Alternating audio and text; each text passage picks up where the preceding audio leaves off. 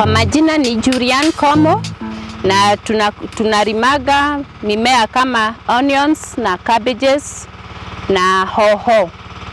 Ili nifikirie mambo ya kupea maji na hii rainforest ni ile shida nilikuwa naye beleni. Nilikuwa na shida migeti nikimwaga seedlings zangu kwa nursery haimei mzuri. Nikaona naweza tafuta solution nyingine. Ile advantage nimepata kwa hii rainforest ni juu nikifungulia maji yangu kwa beds ya nursery na iashiria kama dakika 5 ama 10 naenda kwa kasi nyingine. Nashukuru Grekkon Limited kwa vile wamenisaidia na hii rainforest. Naona iko na usaidizi mingi. Hiyo inanisaidia kushida kubeba maji ati ni kumwagilia nurseries.